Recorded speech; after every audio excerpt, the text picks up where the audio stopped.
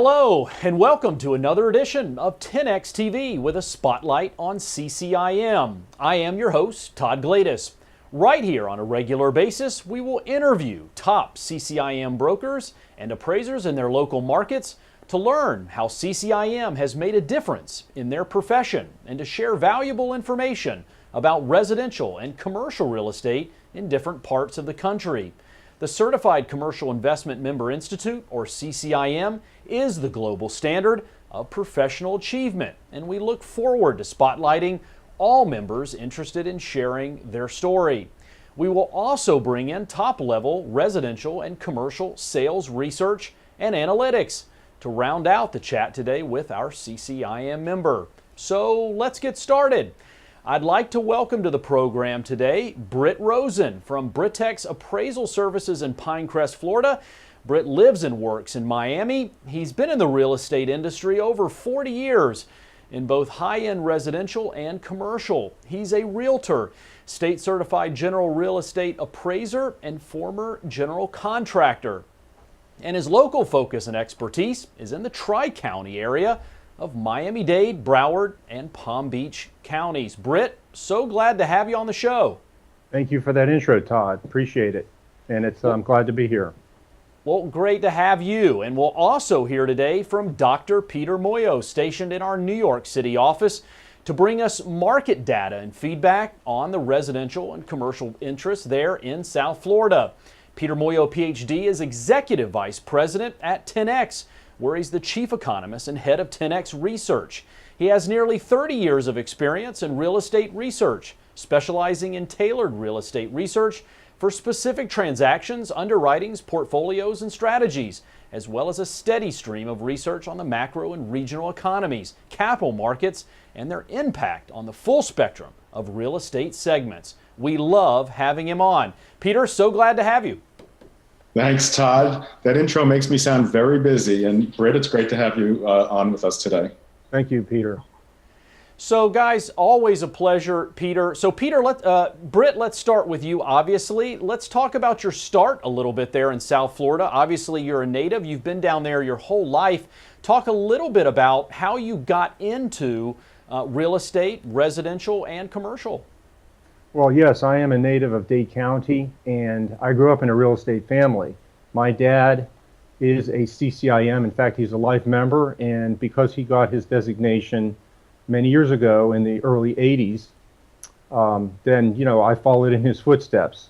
And I'm really glad that I did, because I have found the CCIM Institute and the organization, not only on a local level, but on a state and a national level, fantastic. And in January, I was elected president, and I have a 2-year term. So I'm about 8 months into that presidency, and we've had great support from our local chapter and state chapter as well. So Britt, what was it about real estate and working with your father there in South Florida? What was it that drew you into the business, to the industry? Obviously, you found it exciting both on the residential, commercial side, appraising, being a realtor. I mean, obviously, you wore many different hats, even a general contractor. So what really got you excited about the real estate industry? Well, the fact that you can deal with all different types of properties, and the fact is that making a commission on a large property is well worth your time. And so commercial deals tend to be larger in size, and therefore their commissions are greater. So it's a natural attraction, and it's an exciting field in dealing with various properties. Coming from a construction background and a real estate appraisal background has only helped me to understand, describe, and analyze these properties here in Florida and South Florida. So commercial real estate's great, and the networking through CCIMs is really one of the best things that's happened to me as far as getting involved with the chapter in a leadership position. Well, and you just alluded to it there as far as CCIM goes and the networking capabilities that it offers you and certainly many members across the country. So what actually drew you into CCIM? I understand your dad was one of the early members of CCIM. And I mean, so of course, I'm sure his influence there was dramatic, but what brought you into CCIM? And of course, once you earned the designation, what has it brought you in your career? Todd, you know, it's an interesting story because when I was about 21, my dad put me asked me to help him sell a bowling alley property on Southwest 8th Street in Miami-Dade County. And I really didn't know what I was doing. I didn't have the tools, the salesmanship abilities to handle that property correctly. So, you know, I was looking for education. I was looking for ways to analyze property, to understand their cash flows in order to sell those properties. So by being involved with CCIM, it gave me the tools to really understand how to deal with commercial property, be an effective salesman, understand different aspects of the property in order to complete a deal. Well, and without question, Britt, that has led you to where you are today after 40 years in the industry and running that chapter there in Miami, South Florida. So congratulations on that. Well, I know you're here to talk to us a little bit about that South Florida market, in particular, the residential luxury market there, the high-end residential market, which, of course, I think when most people think of Miami and South Beach, they think of obviously blue skies, crystal blue waters, and a lot of sand. And of course, a lot of folks across the world want to live on those beaches. So I guess from a high-level perspective, Britt, start us off a little bit with what you're seeing generally there with respect to luxury assets there in Miami, South Florida. Well, first of all, Miami has grown. People want to be here because of the beaches, because of the climate, because of the location. We're an international destination for South America, for Europe, for Russia, and we've had a lot of foreign investment here. So also it's a safe haven. People feel safe here in the United States, and they feel comfortable putting their money here. In years past, and after the recession and after the bubble burst, there was a lot of foreign investment here because the dollar was strong. A lot of South Americans invested in condominiums and commercial properties and all types of real estate here. Because the dollar was strong, the dollar was weak then, I'm sorry, and their purchasing power was strong.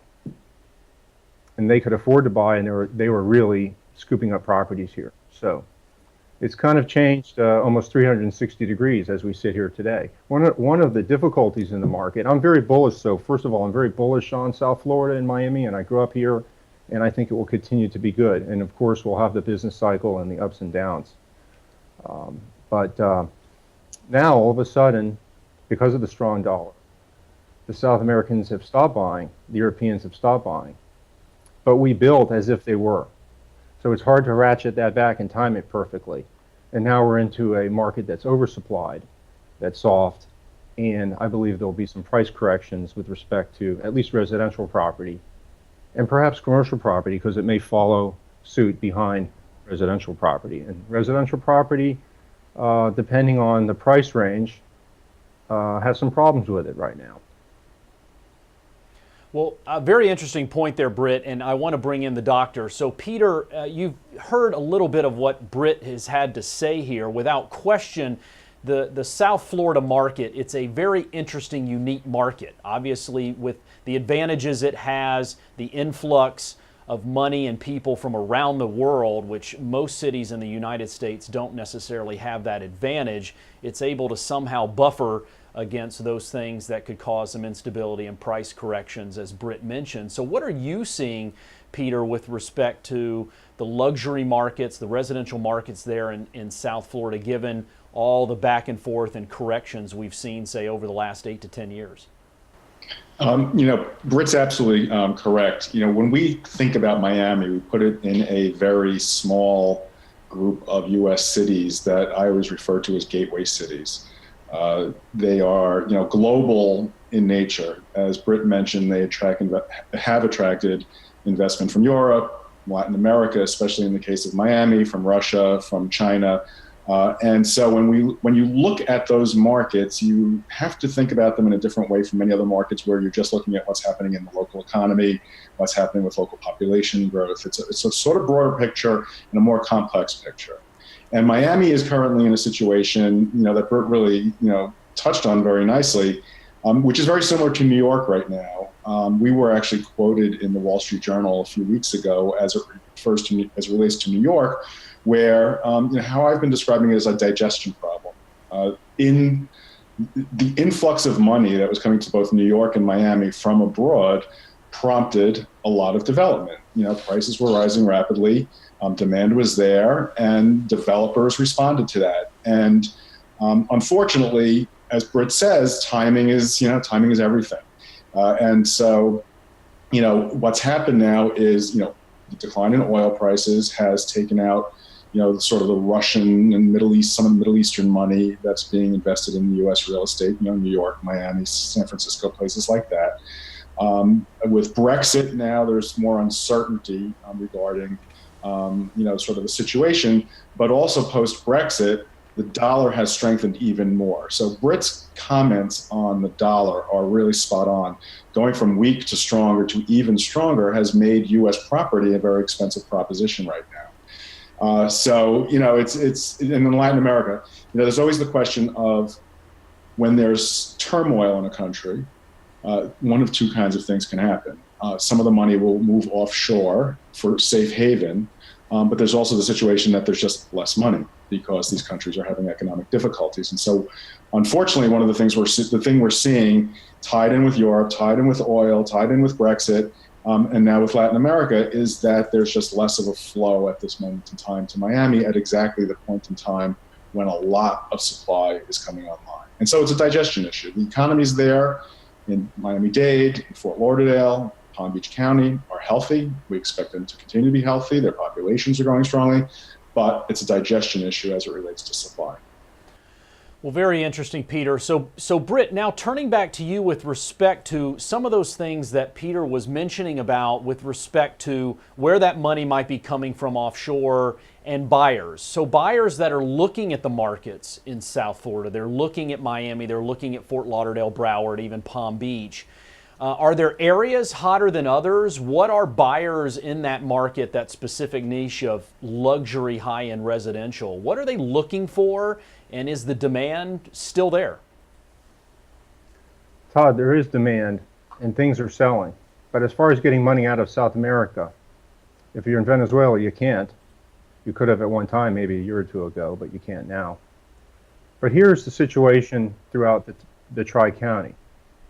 In Dade County, let's take Dade County for example.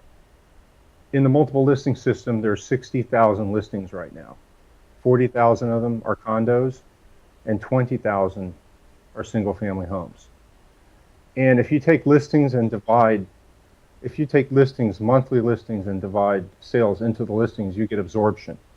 A typical market will have an absorption of about 6 months, 6 months or less. Right now, with condos across the board, all listings together, it's about 12 months. And with respect to homes, it's about 6 months. Now, here's where it gets a little bit interesting. When you get into $1 to $5 million condos, and when you get into homes that are $10 to $20 million, we used to have maybe a few of them a year, 5 or 10. Right now, we have about 80 waterfront homes that are $10 to $20 million, and also condominiums that are in these price ranges. These are buildings that are super luxury condo buildings on Miami Beach, in Surfside, in Golden Beach, in South Point, in South Beach, some in the Gables, that have 5 to 7 year marketing times.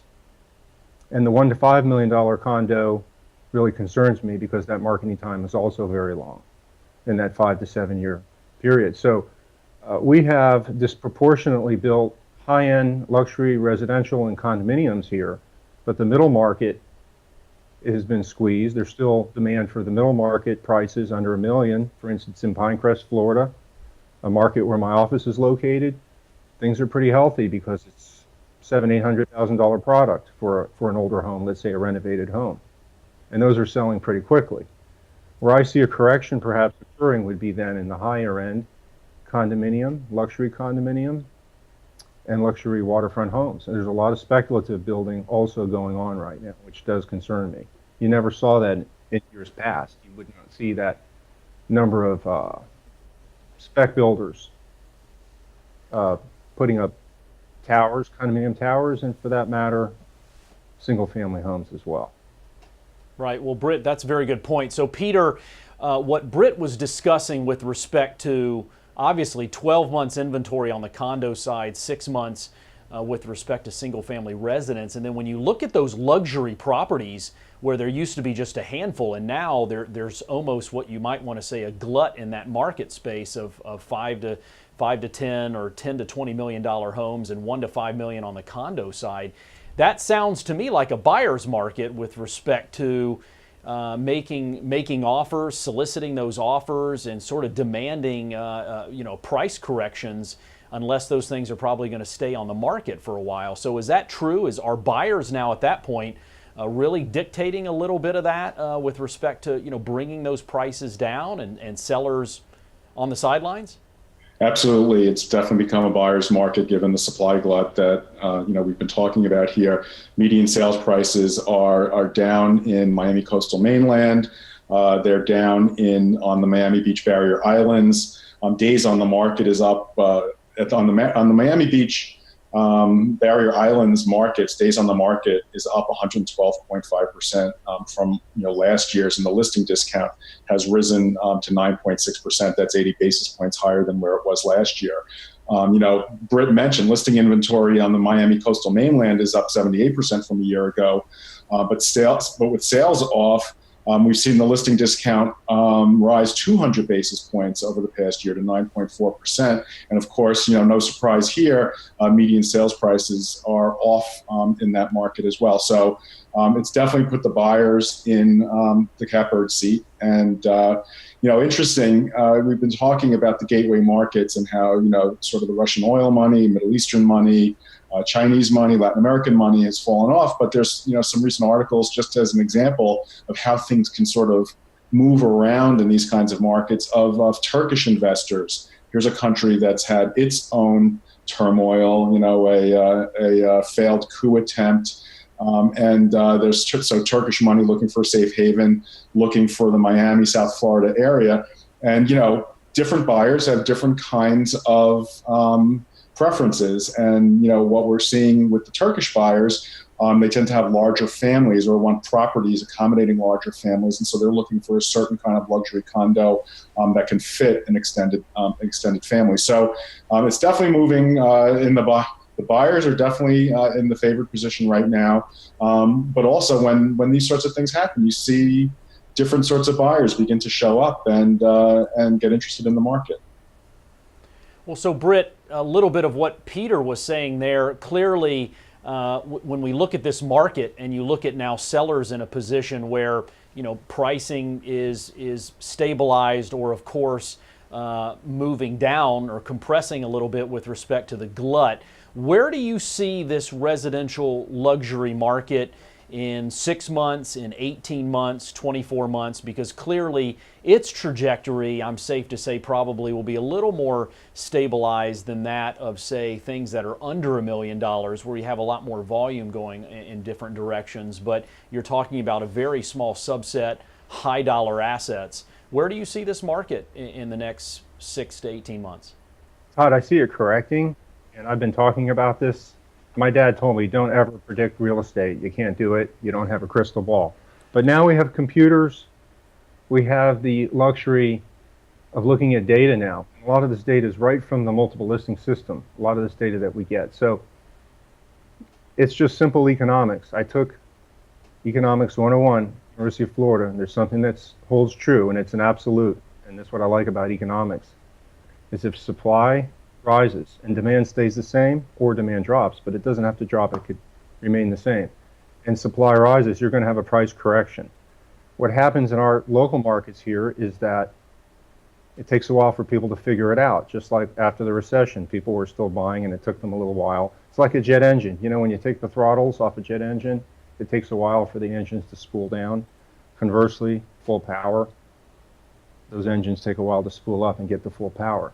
It's exactly like what our economy is like, in that when these corrections and when these market indicators are out of whack, and then we see they're out of whack, it takes a little while for buyers and sellers to understand it. It will be a buyer's market, and I think prices will correct 10 or 20 or even 30%, depending on what it is. At the same time, we have a healthy commercial market here. We have the Panama Canal opening up. trade. We've widened our port here in the Port of Miami. We have a very low vacancy factor with respect to commercial property, industrial property. Office rents have gone up a lot, and vacancy factors have gone down. So we have, a mixed bag here in Dade County, and because of the international relationship we have with investors and buyers and sellers, it makes it quite complicated, and it makes it very different from other cities in the United States. So people scratch their heads when they start to look at the statistics. And as things change, it becomes difficult because you have different indicators. Also, we're building a lot. The cranes are back, and I have a statistic here that from Crane Spotters that 14,541 units are under construction just in Dade County, just east of I-95, not including all of Dade County. 14,000, well, that's South Florida, 14,000 under construction and 10,282 planned. So, we have quite a bit more coming online as well. Well, I would certainly say that market over just about any other market in the United States or globally, if there is a market that can withstand price corrections and rebound nicely, I would say it's South Florida and Miami, and especially with the weather there, none of us would certainly pass up an opportunity in the middle of winter, as Peter would say there in New York. Clearly a little better in South Beach. Well, guys, I wanted to turn our attention now to technology. Of course, as real estate has shifted and changed over the last 25, 30 years, I'd be remiss to say if technology wasn't changing the face in which residential and commercial real estate was moving, disrupting it even, if you will. So, Peter, I'll start with you. How do you see the infusion of technology, real-time data, affecting residential real estate sales, how they're bought and sold? Well, Todd, it's really interesting. I think it's most relevant for the discussion of a market like Miami and South Florida, a gateway market, because one of the things technology brings to bear is it takes real estate. The old says, it's location, location, location about the property. But it was also, in a way, location, location, location in terms of the people who were involved in the buying and the selling of much of the properties in the market. Not so much for a New York or for Miami. So for technology, which like something like the 10X platform, which broadens the audience, broadens the market of looking at properties from wherever you are. The information is there, very sort of at your fingertips. So even if you're looking at it from Brazil or from Turkey or from Russia, you can have a much better sense of what the property is, what the market's like. Britt talks about, we have computers and you can really sort of get a good feel on what's happening in that market, all the details about the property. And so that for a market like this, the opening up of information and of the ability for brokers and sellers to market their properties very efficiently to a broad audience is just a massive shift in the real estate market. And of course, with a healthier, better working, broader market, you just get a better, more efficient pricing for buyers and sellers of real estate. So I think all these changes from technology for real estate are very important, but they're even more important for the kind of market we're talking about today.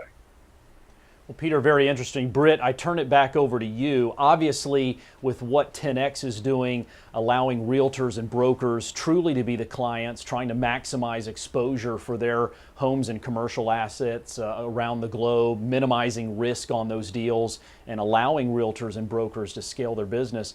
Britt, how are you seeing technology impact, obviously, the way you conduct your appraisal business, how brokers and realtors there in South Florida obviously use technology? And when you think of these global participants, these buyers who have to shop online, review these homes or commercial assets online, they may not be able to fly across the pond to see it. Obviously, technology is certainly at play with respect to these transactions.